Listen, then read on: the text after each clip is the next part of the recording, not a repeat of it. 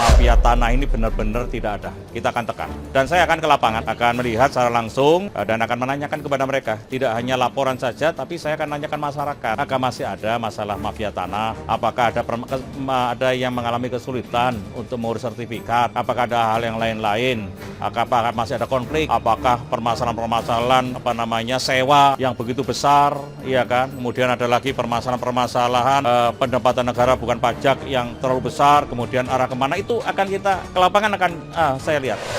Gantikan Sofyan Jalil sebagai Menteri ATR, Hadi Cahyanto bakal hadapi mafia tanah, ditulis oleh Niha Alif dari siwar.com. Sebelum kita lanjut, jangan lupa subscribe dan nyalakan loncengnya agar Anda menjadi yang pertama mendapatkan informasi dari jurnal terupdate. Setelah lama isu reshuffle kabinet bergulir, akhirnya Jokowi mengumumkan pergantian menteri hari ini. Posisi Menteri Perdagangan dan ATR kini resmi dijabat oleh Zulkifli Hasan dan mantan Panglima TNI Hadi Cahyanto. Jelas saja masuknya Hadi sebagai Menteri ATR mengundang banyak komentar dari pengamat. Hal ini lantaran dirinya diharapkan bisa menyelesaikan kasus pertanahan yang selama ini dikuasai mafia yang bekerja sama dengan oknum BPN hingga kelurahan. Tidak hanya membenahi carut-marut sengketa lahan dan mafia tanah, Hadi juga akan mengurus persoalan lahan untuk ibu kota baru. Dengan latar belakang militer, diharapkan dirinya bisa memberi tekanan pada para mafia dan para oknum pemerintahan nakal yang melindungi keberadaan mereka.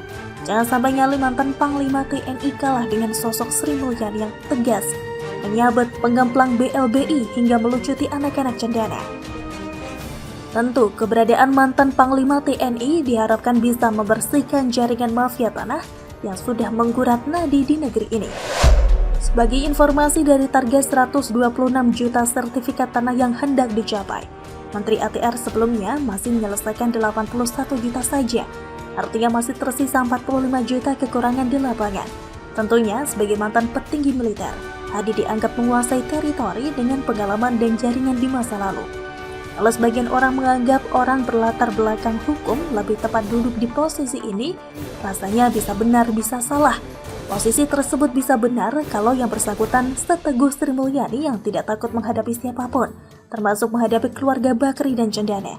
Namun bisa salah jika orang yang mengerti hukum malah ketakutan dan tidak berdaya di hadapan para mafia. Ini makanya beberapa posisi menteri selalu diisi mantan petinggi militer, seperti Luhut dan Muldoko. Keberadaan Hadi saat ini hanya menjadi pelengkap keberadaan mantan petinggi militer di pemerintahan. Tentunya pertimbangan lainnya karena seseorang dengan latar belakang militer dikenal disiplin dan tegas menjalankan tugas. Jangan bertanya kenapa Gatot Nurmantio tak dilirik Jokowi layaknya Hadi. Andai saja ambisi menjadi capres tidak membutakan kepala Gatot, tentunya masih ada peluang bagi dirinya menjadi salah satu menteri. Kini dengan ditariknya Hadi, bisa jadi peluang capres dan cawapres berpindah ke tangannya asal bisa membenahi persoalan mafia tanah. Kita harap saja ada sosok tegas yang menjadi pengantar negeri ini sebagai calon negara maju suatu hari nanti. Begitulah kura-kura. Bagaimana menurut Anda?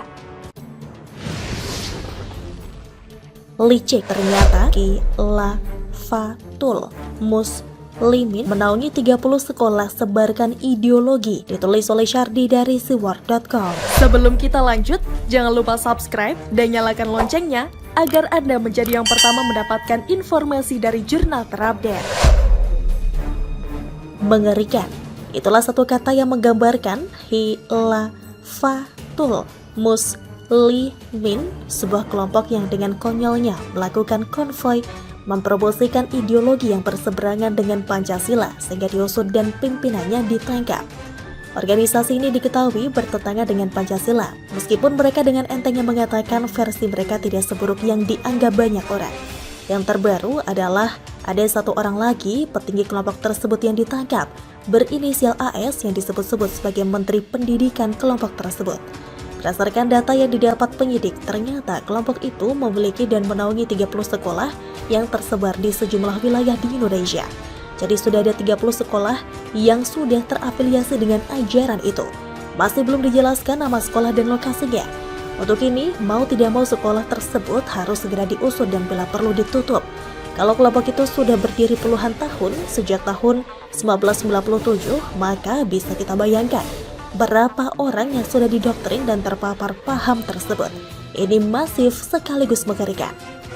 Berapa tahun sekolah tersebut menyebarkan ajaran itu dan berapa banyak siswa yang sudah teracuni. Saya tidak bisa membayangkan. Menteri Pendidikan organisasi ini juga diduga menyebarkan doktrin terkait dengan ideologi tersebut. Dan parahnya lagi, Polda Metro Jaya juga menemukan data induk anggota kelompok itu dalam penggeledahan di Bandar Lampung. Dalam data itu, puluhan ribu orang anggota memiliki nomor induk, di mana nomor induk warga disebut untuk menggantikan EKTP yang terbitkan oleh pemerintah Indonesia. Ini jelas merusak sistem ketatanegaraan dan ada indikasi kalau mereka ingin membangun negara sendiri atau ingin menjadi kelompok lain yang berdiri sendiri di Indonesia. Munafik sekali mereka ini. Awalnya sok suci mengaku ideologi yang mereka maksud tidak seperti yang dipikirkan banyak orang. Ternyata diam-diam sebarkan ajaran itu, meracuni siswa dengan ajaran yang berlawanan dengan Pancasila dan punya nomor induk pengganti EKTP. Baiklah, dasar kelompok sampah munafik. Mereka ini memang pintar membuat pengibulan, sama kayak ormas terlarang. Sok suci, merasa paling religius dan punya kunci surga. Tidak taunya kelakuan barbar dan kasar. Ormas terlarang lain juga begitu, diam-diam mendukung kelompok itu dan ngotot agar Indonesia berlandaskan ideologi itu. Mereka munafik, sok baik padahal punya niat jahat untuk negara ini. Semakin dibongkar, ternyata kelompok itu sangat berbahaya keberadaannya. Mereka jelas memperjuangkan ideologi itu. Saya rasa tidak cukup hanya menangkap pemimpinnya saja. Harus ada tindakan yang lebih tegas lagi termasuk kepada semua anggotanya. Ini sudah jelas mengarah ke bentuk makar. Makar di negara manapun adalah bentuk kejahatan yang sangat besar. Di negara lain, pelakunya bisa dihukum sangat berat, bahkan bisa dihukum meninggal dunia. Di sini banyak yang mau makar, tapi hukumannya tidak sebanding. Makanya banyak yang tidak takut, bahkan berani terang-terangan mendukung ideologi itu.